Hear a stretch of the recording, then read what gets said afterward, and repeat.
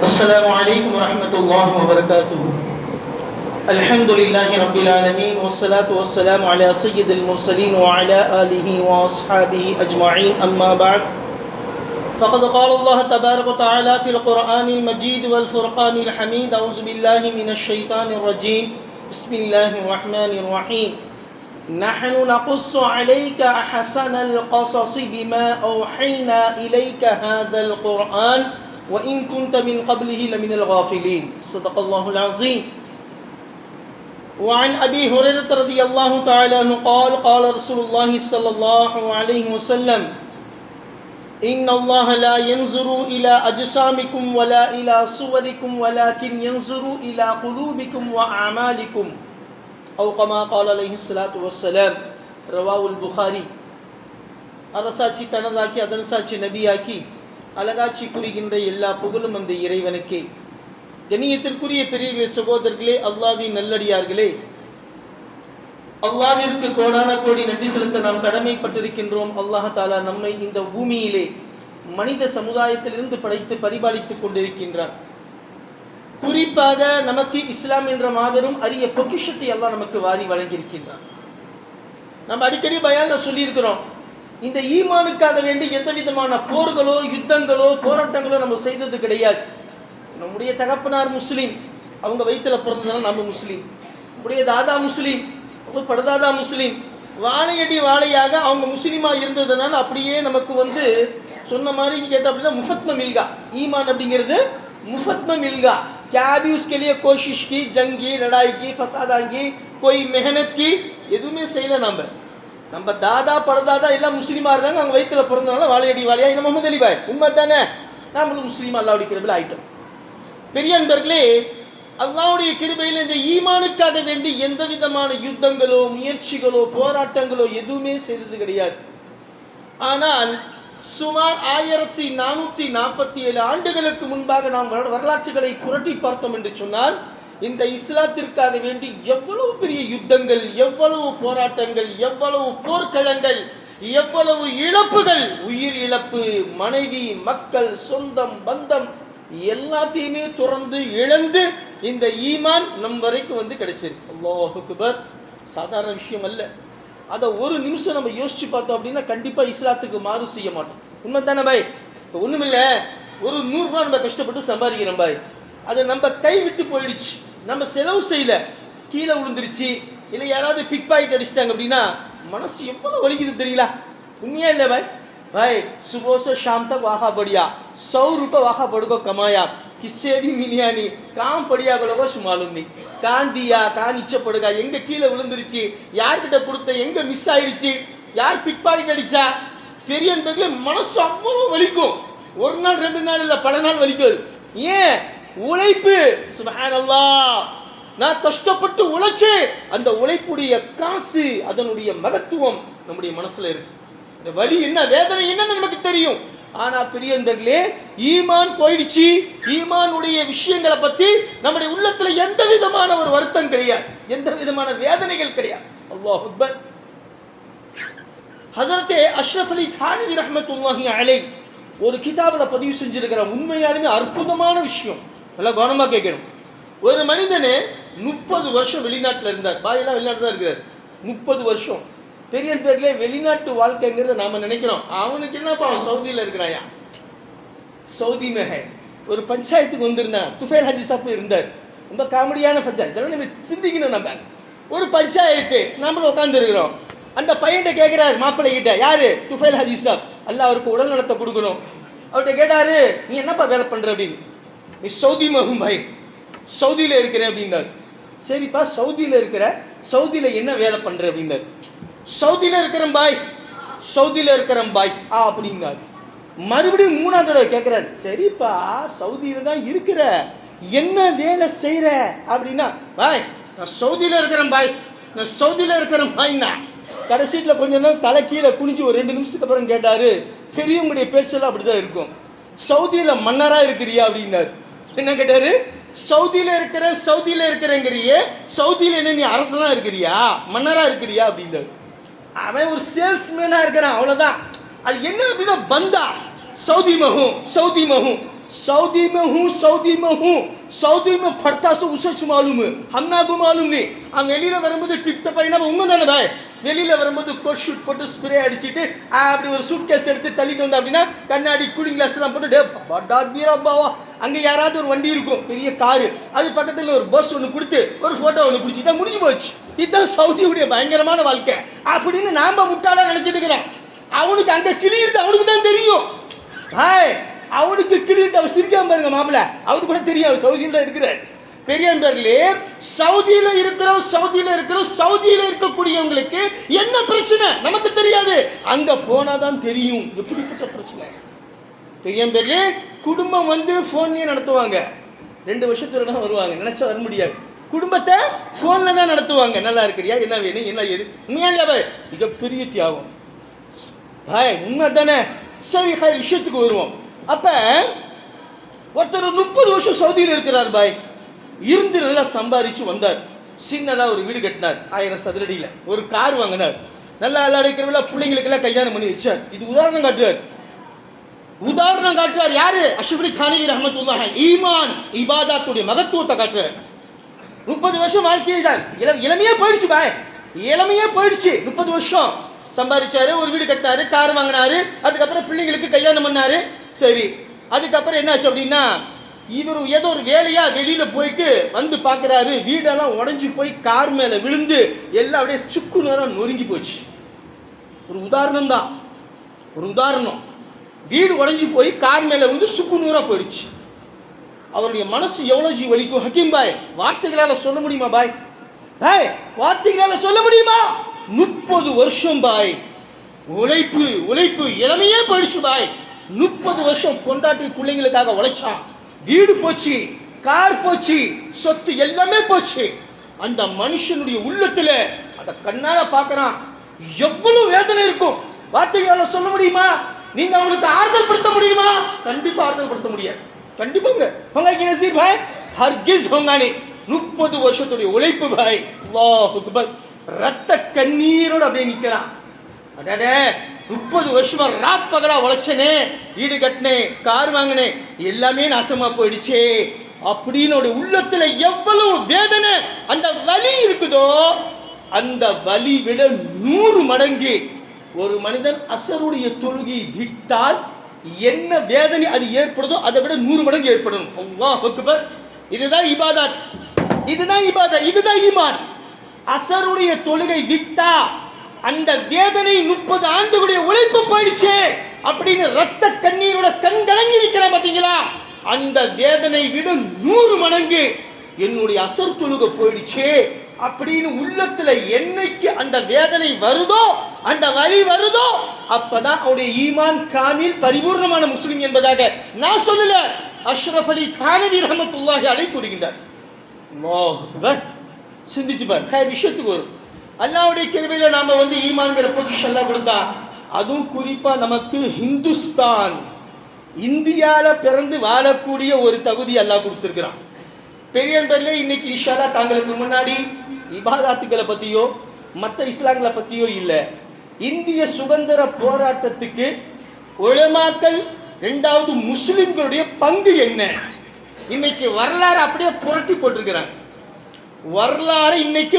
போட்டிருக்கிறாங்க இன்னைக்கு இந்திய சுதந்திரத்துக்கும் முஸ்லிம்களுக்கும் எந்த சம்பந்தமும் இல்லை அப்படிங்கிற மாதிரி பொய்யான வரலாறை இன்னைக்கு திணித்திருக்கின்றார்கள் திணித்திருக்கிறாங்க அதை நம்முடைய பிள்ளைகளுக்கு நம்ம எடுத்து சொல்லணும் அது நம்முடைய கடமை அதை பத்தி இன்ஷா அல்லாஹ் ஒரு சில வார்த்தைகள் தாங்களுக்கு முன்னாடி எடுத்து சொல்ல ஆசைப்படுறேன் ஏன் அப்படின்னா இன்னைக்கு இண்டிபெண்டன்ஸ் டே இன்னைக்கு வந்து இந்தியா சுதந்திரம் பெற்று சுமார் 79ஆம் ஆண்டு காலடி எடுத்து வச்சிருக்கிறோம் 78 வருஷம் முடிஞ்சு போச்சு இந்தியா சுதந்திரமாய் இன்னைக்கு இந்தியா சுதந்திரம் பெற்று 79ஆம் ஆண்டு காலடி எடுத்து வச்சிருக்கிறோம் அதனால நம்முடைய நாட்டை பத்தி அதில் இருக்கக்கூடிய உழைப்பை பத்தி அந்த நாடு சுதந்திரம் அடைந்ததற்கு யார் யார் உழைச்சாங்க அப்படிங்கிற இஸ்லாமுடைய பங்கு என்ன அதிலும் குறிப்பா உலமாக்குடைய பங்கு ஆலிம்களுடைய பங்கு என்ன அப்படிங்கறத நாம கண்டிப்பா தெரிஞ்சுக்கணும் சரித்திரத்தை தெரிஞ்சுக்கணும் அதனால தான் அல்லாஹ் குர்ஆன்ல சொல்றான் வா நஹனு நகுஸ்ஸு அலைக அஹ்ஸனல் கஸஸி பிமா அவ்ஹைனா இலைக் உங்களின் பக்கம் நாம் அழகிய சரித்திரங்களை வேதத்தின் மூலமாக உங்களுக்கு நாங்கள் எடுத்துச் சொல்லுவோம். அதை கொண்டு நீங்கள் சரித்திரங்களை தெரிந்து கொள்ள வேண்டும். உண்மையா இல்லைங்களா? என்னென்னமோ தெரிஞ்சுக்கிறோம். நம்ம இன்னைக்கு நமக்கு கலிமாவுடைய அர்த்தம் தெரியல, இஸ்லாத்துடைய அடிப்படை தெரியல, ஒண்ணுமில்ல. நம்மள ஒரு பையனை கூப்பிடுறோம், பெருமானார் ஸல்லல்லாஹு அலைஹி வஸல்லம் உடைய அம்மா பேர் என்னப்பா அப்படின்னு தெரியலம்பா. சொல்லுவானா இல்லையா? அப்பா பேரு தெரியலம்பா, தாதா பேரு தெரியல அப்படிம்பா. ஏன்? இஸ்லாமுடைய சரித்திரம் நமக்கு தெரியல. हमना को काय को भाई, हमना को होना सो पैसा, उसके ताल्लुक के बारे में कहती बोलना हो तो बोलो सुनिया, हमना को संबंध में नहीं से बताओ सो तुम करो ना को அப்படிங்கிற மாதிரி நம்முடைய வாழ்க்கை போயிட்டு இருக்கு. உண்மை தானே? பெரிய பெரிய விஷயத்துக்கு வருவோம். இந்த இந்தியா சுதந்திரம் அடைஞ்சு இன்னைக்கு 79 ஆண்டு ஆயிடுச்சு, ஆரம்பம் ஆயிடுச்சு. 78 வருஷம் முடிஞ்சு 79ஆம் ஆண்டு காலடி எடுத்து வச்சிருக்கிறோம். இந்த இந்திய சுதந்திர போராட்டத்துக்காக வேண்டி முஸ்லிம்களுடைய பங்கு, இஸ்லாமியர்களுடைய பங்கு, குறிப்பாக உலமாக்கள் ஆலிம்களுடைய பங்கு என்ன? பெரியம்பலே ஒரு விஷயத்தெல்லாம் தெரிஞ்சுக்கணும். மகாத்மா காந்தி எப்ப இந்தியா சுதந்திரம் வாங்கி கொடுத்தாரோ அந்த சமயத்திலேயே அவர்கிட்ட சில கேள்விகள் கேட்கப்பட்டது. அவங்க சொல்றாங்க, இந்தியா என்ன பரிபூர்ணமா சுதந்திரம் ஆயிடுச்சா, கிடைச்சிருச்சா அப்படின்னு. அப்ப அவர் சொன்ன வார்த்தைகள் என்ன அப்படின்னா, பெரிய நல்லா எல்லாத்துக்குமே தெரியும், இருந்தாலும் சொல்றேன், ஞாபகப்படுத்துறேன். உமரே ஃபாரூக் ரலியல்லாஹு தஆலா அன்ஹு, உமர் பின் கத்தாப் ரலியல்லாஹு தஆலா அன்ஹுடைய ஆட்சி அதிகாரம் என்றைக்கு இந்தியாவிலே நிலைநாட்டப்படுகின்றதோ, இந்தியாவிலே செயல்பாட்டிலே வருகின்றதோ, அந்த சமயத்தில் தான் இந்த இந்தியா முழுமையாக சுதந்திரம் பெற்றது. இன்னைக்கு வெள்ளையனே வெளியேறு என்பதாக வெள்ளையர்கிட்ட நம்ம என்ன செஞ்சோம்? சுதந்திரம் பெற்றுக்கொண்டோம். அடிமை வாழ்க்கை இல்லை என்பது சுதந்திரம் பெற்றுக்கொண்டோம். ஆனால் முழுமையான சுதந்திரம் எப்ப? ஹஜரத் உமர் பின் கத்தாப் ரலியல்லாஹு தஆலா அன்ஹு ஆட்சி என்னைக்கு இந்தியாவிலே நிலைநாட்டப்படுகின்றதோ, அவருடைய சட்ட திட்டங்கள் என்றைக்கு இந்தியாவுடைய சட்டமாக நிர்ணயிக்கப்படுகின்றதோ, அன்றைக்கு தான் இந்த இந்தியா முழுமையாக சுதந்திரம் பெற்றது என்பதாக தன்னுடைய கருத்தை, அபிப்பிராயத்தை யார் சொன்னார்? மகாத்மா காந்தி சொல்லியிருக்கிறார். சுப்ஹானல்லாஹ். அப்ப இஸ்லாமியருடைய ஆட்சி எவ்வளவு தூரம் அவருடைய மனசை கவர்ந்திருக்கின்றது என்பதை பார்க்க வேண்டும். ஹஜரத் முஜத்தித் அல்ஃபசானி ரஹ்மத்துல்லாஹி அலைஹி குன்னியத்துத் தாலிபீன் அப்படிங்கிற கிதாபுல பதிவு செய்றாங்க. உமர் ரலியல்லாஹு தஆலா ஆட்சியை பத்தி பேசணும்னா நாட்கள் வருஷங்கள் போதாது, அவ்வளோ பேசலாம். ஆனா சுருக்கமா ஒரே ஒரு விஷயத்துல நம்ம அவருடைய ஆட்சியை பத்தி தெரிஞ்சுக்கலாம். என்ன அப்படின்னா, சிங்கமும் மானும் ஒரே தொட்டியில் தண்ணி குடிக்கும். சுப்ஹானல்லாஹ். யா பாய், சிங்கமும் மானும் ஒரே தொட்டியில் தாகத்திற்கு தண்ணி குடிக்கும். சிங்கத்திற்கு தெரியும் மானை எவ்வளவு ருசியான வேட்டையாடும் என்பதாக. இருந்தாலும் நாம் ஒரே தொட்டியில் தண்ணி குடிக்கிறோம். ஆனா அதை அட்டாக் பண்ணக்கூடாது, அது மேல் நாம் என்ன செய்யக்கூடாது? சண்டை போட்டு அதை வேட்டையாடக்கூடாது. ஏன்? இது உமர் ரலியல்லாஹு தஆலா அன்ஹுடைய ஆட்சி நடைபெற்று கொண்டிருக்கின்றது என்பதாக மனிதனுடைய உள்ளத்தில் மட்டுமல்ல, விலங்குகளுடைய உள்ளத்திலேயும் பயம் இருந்தது. அல்லாஹ் அக்பர். இதுதான் உண்மையான ஆட்சி, இதுதான் உண்மையான ஆட்சி. பெரியன்பர்களே, காட்டுக்கு ராஜா என்று சொல்லக்கூடிய சிங்கத்துடைய உள்ளத்தில் கூட பயம் இருந்தது. நான் அத்துமீறி அநியாயமாக அதை வேட்டையாடினேன் என்று சொன்னால் மானை, உமர் பின் கத்தாப் ரலியல்லாஹு தஆலா அன்ஹு அவர்கள் என்னை சும்மா விட மாட்டாங்க. அல்லாஹ் அக்பர். ஏன்? ஹதீஸ்ல வருது, மன் காஃபலஹு காஃபலஹு குல்லு ஷைஇன் மன் லா யகாஃபல்லாஹு காஃபலஹு குல்லு ஷைஇன். யார் அல்லாஹ்வை அஞ்சுகின்றார்களோ, மன் காஃபலஹு காஃபலஹு குல்லு ஷைஇன், யார் அல்லாஹ்வை அஞ்சுகின்றார்களோ அவர்களை பார்த்து உலகமே அஞ்சும், உலகமே அஞ்சும். உமர் ரலியல்லாஹு தஆலாவுடைய உள்ளத்தில் அல்லாஹ்வுடைய அச்சம் இருந்தது. இறையச்சத்தோடு வாழ்க்கையை நடத்தினார், இறையச்சத்தோடு ஆட்சி செய்தார். அதனுடைய பிரயோஜனம் என்ன? விலங்குகள், ஐந்தறிவால் படைக்கப்பட்ட விலங்குகளுடைய உள்ளத்திலும் கூட அந்த பயம், அச்சம் இருந்தது. அல்லாஹ் அக்பர். மல்லா யகாஃப் அல்லாஹ், யார் அல்லாஹ்வை அஞ்சவில்லையோ, காஃபலஹு குல்லு ஷைஇன், ஒரு சாதாரண காக்ரோச், சாதாரண கரப்பாம்பூச்சி இருக்கு பாத்தீங்களா, அதை கூட பார்த்தா பயப்படுவான். ஏன்? உள்ளத்துல அல்லாஹ்வுடைய அச்சம் இல்லை. அல்லாஹ்வுடைய அச்சம் யாருடைய உள்ளத்திலே இருக்கின்றதோ அவன் யாருக்கும் எதற்கும் பயப்பட மாட்டான். அல்லாஹ் அக்பர். பிரியன்பர்களே, அது போன்ற ஆட்சி யார் செஞ்சார்? ஹஜரத் உமர் ஃபாரூக் ரலியல்லாஹு தஆலா அன்ஹு செஞ்சார். பெரியம்பலே முதல் விஷயத்தை நீங்க நல்லா தெரிஞ்சுக்கணும். இந்திய நாடு என்பது தாருல் இஸ்லாம் கிடையாது. தாருல் இஸ்லாம் என்பது இஸ்லாமிய ஆட்சி எங்க நடக்குதோ அது தாருல் இஸ்லாம். நீங்க நல்லா தெரிஞ்சுக்கணும். இது தாருல் ஹர்பு. தாருல் ஹர்பு என்று சொன்னால் ஜனநாயக நாடு. இங்க எல்லா விதமான ஜாதி மதங்கள் மொழிகள் எல்லாமே உள்ளடக்கப்பட்ட நாடு. இது இந்திய நாடு, ஜனநாயக நாடு. இது தாருல் ஹர்பு, ஜனநாயக நாடு. தாருல் இஸ்லாம் இஸ்லாமிய நாடு கிடையாது. உண்மைதானே? இங்க இஸ்லாமிய சட்டத்திட்டம் தான் நடக்குதா? இல்ல. எல்லா மொழி பேசக்கூடியவங்க இருக்காங்க, எல்லா மதத்தை சார்ந்தவங்க இருக்கிறாங்க, எல்லா ஜாதியை சார்ந்தவங்க இருக்கிறாங்க. அதனால தான் இந்தியா என்பது ஜனநாயக நாடு. தாருல் ஹர்பு, தாருல் இஸ்லாம் கிடையாது. இஸ்லாமுடைய சட்டத்திட்டங்கள் எங்கு நிலைநாட்டப்படுகின்றதோ அதுதான் தாருல் இஸ்லாம். அதை நம்ம முதல்ல தெரிஞ்சுக்கணும். சரி, இன்னொரு விஷயம், முக்கியமான விஷயம் எல்லாம் தெரிஞ்சுக்கணும். இந்திய சுதந்திர போராட்டத்திற்காக வேண்டி முதல்ல குரல் கொடுத்தது 1872 என்பதாக ஒரு தகவல் சொல்லுது. ஆனா உண்மையான விஷயம் அது கிடையாது. நல்லா கவனிக்கணும் சஹீர் பாய். 1872 ஆண்டு தான் ஆங்கிலேயரே வெள்ளையனே வெளியேறு என்பதாக ஆங்கிலேயர்களுக்கு எதிராக இந்தியாவின் சுதந்திர போராட்டம் ஆரம்பிக்கப்பட்டது என்பதாக வரலாறு சொல்லுது. ஆனா உண்மை அது அல்ல.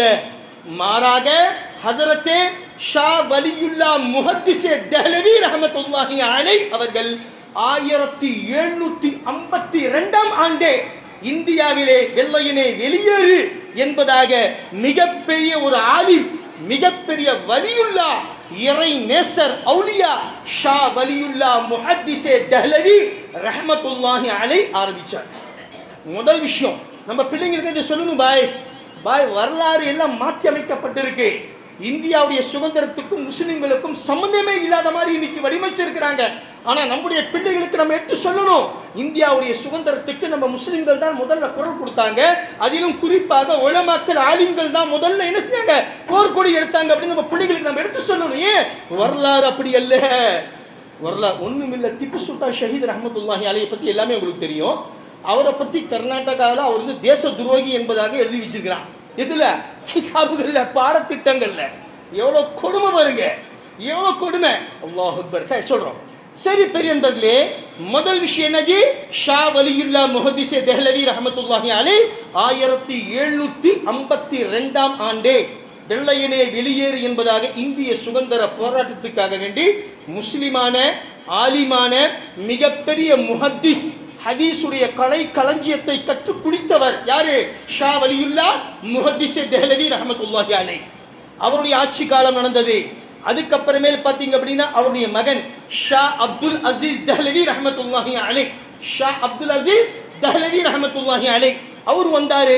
அவர் அல்லாஹ்வுடைய கிருபையில் என்ன செஞ்சாரு, இந்தியால வந்து சுதந்திர போராட்டத்துக்காக வேண்டி அவர் பாடுபட்டார். சரி, எப்ப இவர் இறந்தாரோ, ஷா அப்துல் அசீஸ் தெஹ்லவி ரஹ்மத்துல்லாஹி அலைஹி இந்த உலகத்தை விட்டு எப்ப மறைந்தாரோ அதே நேரத்தில் மைசூர்ல அல்லாஹ்வுடைய கிருபையில ஹஜரத்தே திப்பு சுல்தான் ஷஹீத் ரஹ்மத்துல்லாஹி அலைஹி பிறந்துட்டார். அல்லாஹ் அக்பர். பாய், திப்பு சுல்தான் ஷஹீத் ரஹ்மத்துல்லாஹி அலைஹி அவங்க தகப்பனார் ஹைதர் அலி.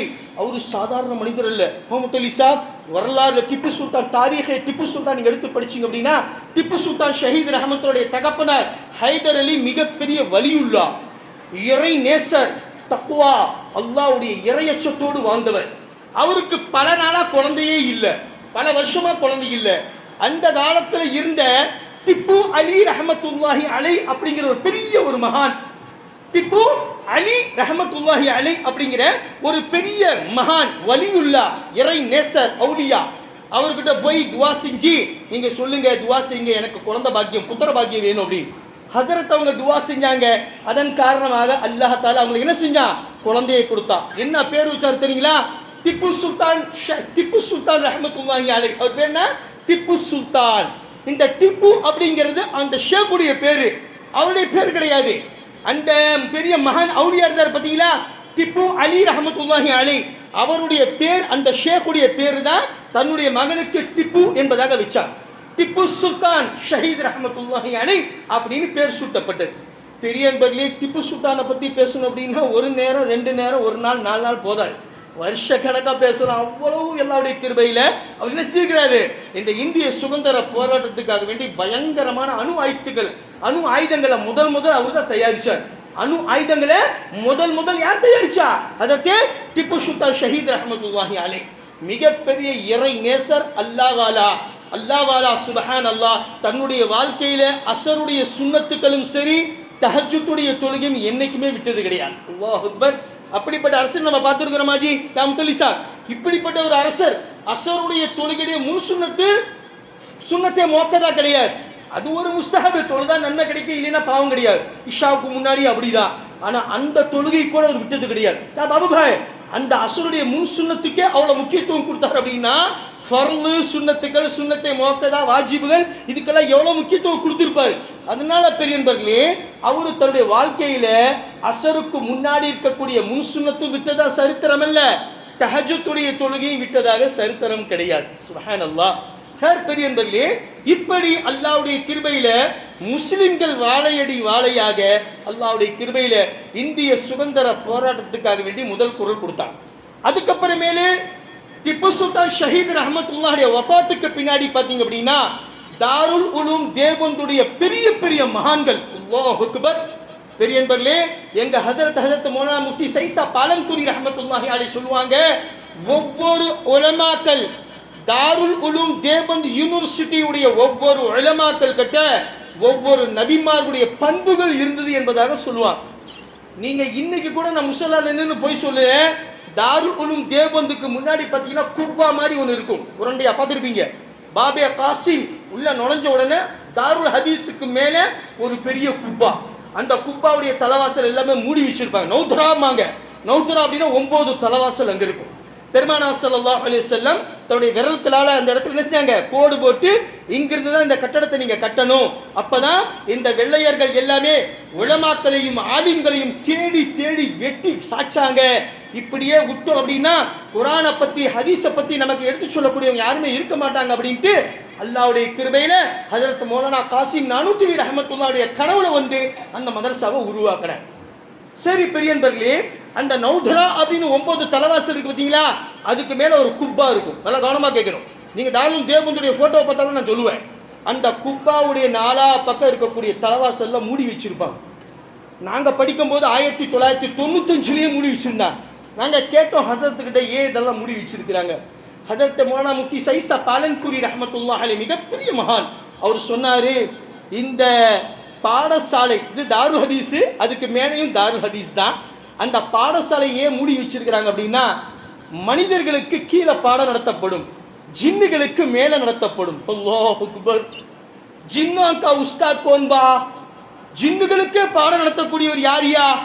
ஹஜரத்தே மௌலானா காசிம் நானூத்துவி ரஹ்மத்துல்லாஹி அலைஹி, ஹஜரத்தே மௌலானா ஷேகுல் இஸ்லாம் ஹுசைன் அஹமத் மதனி ரஹ்மத்துல்லாஹி அலைஹி, ஹஜரத்தே மௌலானா முஹாஜிர் மக்கி இம்தாதுல்லாஹ் முஹாஜிர் மக்கி ரஹ்மத்துல்லாஹி அலைஹி, ஹஜரத் மௌலானா ரஷீத் அஹமத் கங்கோயி ரஹ்மத்துல்லாஹி அலைஹி, ஹஜரத்தே மௌலானா காரி தய்யிப் சாப் ரஹ்மத்துல்லாஹி அலைஹி, சொல்லிக்கிட்டே போலாம்.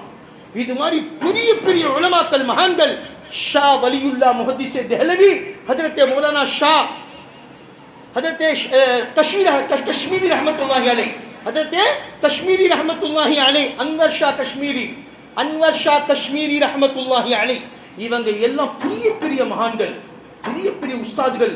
இவங்க மனிதர்களுக்கு பாடம் நடத்தக்கூடியவர்கள் அல்ல, ஜின்னுகளுக்கு பாடம் நடத்தக்கூடியவர்கள். அப்ப அவங்க உள்ளத்துல எவ்வளவு இரையச்சம் இருக்கும், எவ்வளவு பெரிய கல்வி கடல் சீமான்களா இருப்பாங்க. சிந்திச்சு பாருங்க. क्या भाई जिन्ना कुछ मामूली से सबक चढ़ा होगा, ये आ रहा बैठे अली पे बोल दे तुम लोग क्यों मतलब होगा, ये जला डालेंगे भाई, जला डालेंगे நம்மளையே. பெரியன்பர்களே, இதெல்லாம் பெரிய திறமைகள், பெரிய தக்வா, இறை நேசர்கள், அல்லாஹ்வுடைய பயத்தால் அஞ்சி வாழக்கூடிய மகான்கள் இவங்க எல்லாம்.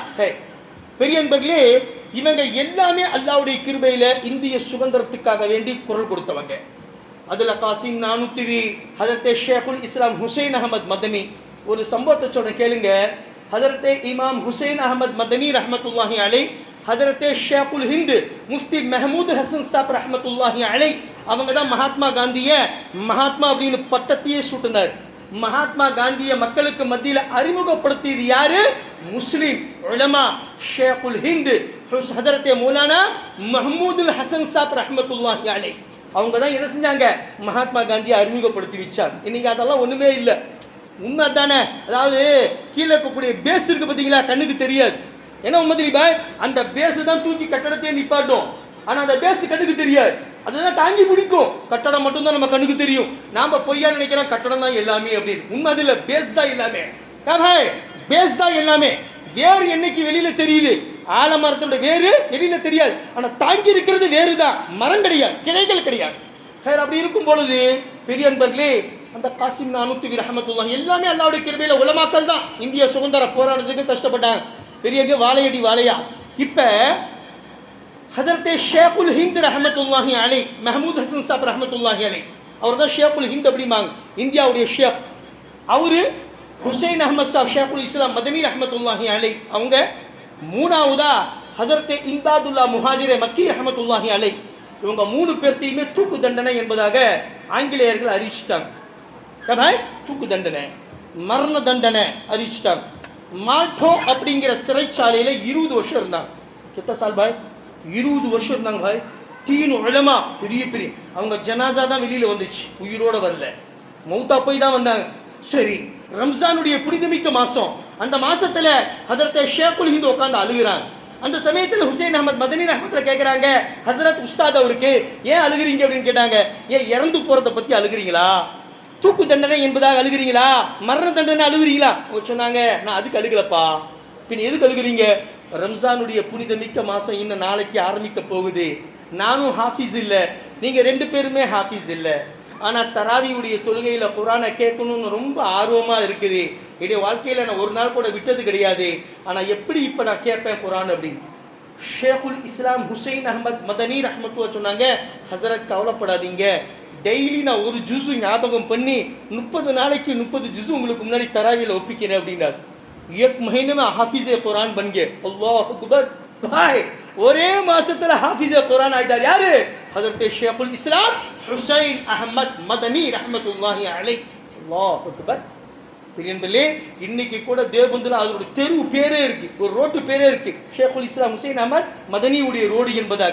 ஜம்இயத்துல் உலமாயே ஹிந்துடைய மிகப்பெரிய அஸ்திவாரமே அவர்தான், அர்ஷத் மதனி சாப்புடைய தகப்பனார். ஹர் பெரியன்பர்களே, அவரை பத்தி சொன்னா சொல்லிட்டே போலாம், டார்கெட் திரும்புது. பெரியன்பர்களே, இது மாதிரி பல உலமாக்கள் இந்திய சுதந்திர போராட்டத்துக்காக வேண்டி தன்னுடைய உயிர், தன்னுடைய பொருள், தன்னுடைய ஆத்மா அனைத்தையுமே தியாகம் செய்தார்கள். ஆனா இன்னைக்கு அவங்களுடைய பேர் ஒரு இடத்துல கூட வரல. இது ஒரு பெரிய வேதனை. என்ன அப்படின்னா, கடைசியா சொல்லி ஒரே முடிச்சுக்கிறேன், நேரம் இல்லை.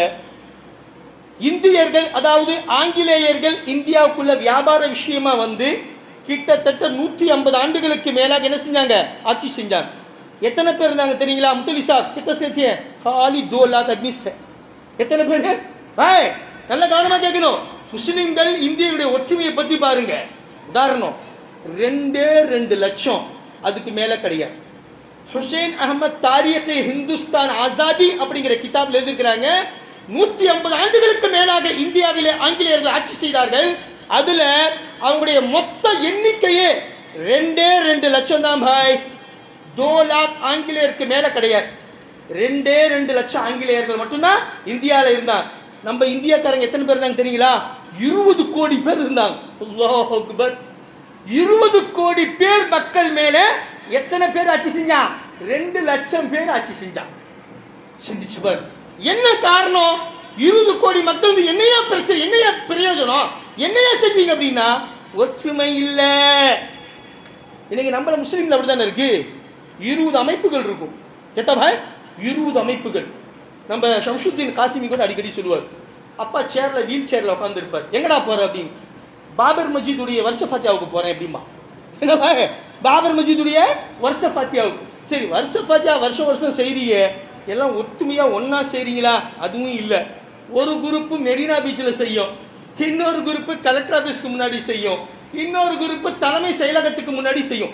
இப்படி 10-20 அமைப்புகளாக பிரிஞ்சு இருந்ததின் காரணமாக இன்னைக்கு முஸ்லிம் சமுதாயத்தை ஏறி அடிக்கிறான். ஏன்?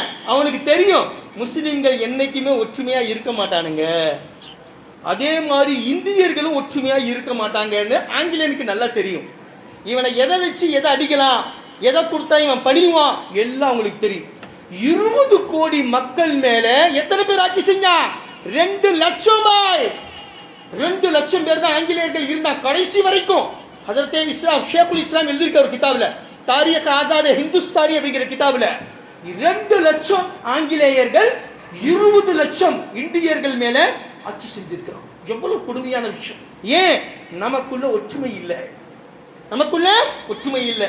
அவன் பார்த்தான், உனக்கு என்ன வேணும், ஆட்சி அதிகாரம் வேணுமா, அந்த அரசனை போட்டு கொடு, அவனை தூக்கிட்டு உங்ககிட்ட ஆட்சி கொடுத்துறேன், நீ தாண்டா ராஜா.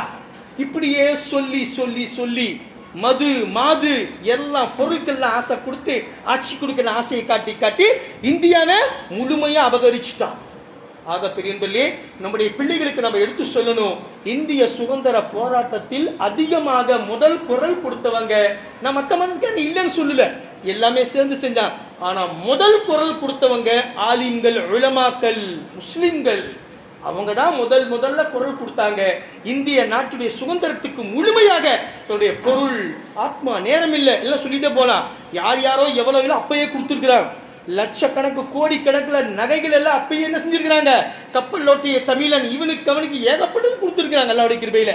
அது சொல்றதுக்கு நேரம் இல்லை, இன்ஷா அல்லாஹ் சொல்லுவோம். பெரியவர்களே, இது மாதிரி நம்மளும் தெரிஞ்சுக்கணும், நம்முடைய பிள்ளைகளுக்கும் எடுத்து சொல்லணும். வரலாறுகிற இந்திய சுதந்திர போராட்டத்துக்கு உலமாக்கள் முக்கிய காரணம், முஸ்லிம்கள் தான் முக்கிய காரணம் என்பதாக வரலாற்றை மாற்றி திணித்து இன்னைக்கு முஸ்லிம்களுக்கும் இஸ்லாமிய சுதந்திர போராட்டத்துக்கும் எந்த சம்பந்தமும் இல்லை அப்படிங்கிற மாதிரி கொண்டு வந்திருக்காங்க. அதனால பெரியவர்களே, வல்ல ரஹ்மான் சரித்திரங்களை தெரிந்து கொண்டு ஒற்றுமையாக உறுதுணையாக இருந்தால் நிச்சயமாக அல்லாஹ்வுடைய வெற்றி நமக்கு கண்டிப்பாக கிடைக்கும் என்பதை சொல்லி உரையை முடித்துக் கொள்கின்றேன். வாஹிரு தஅவானா அல்ஹம்துலில்லாஹி ரப்பில் ஆலமீன். அஸ்ஸலாமு அலைக்கும் வரஹ்மத்துல்லாஹி வபரகாத்துஹு.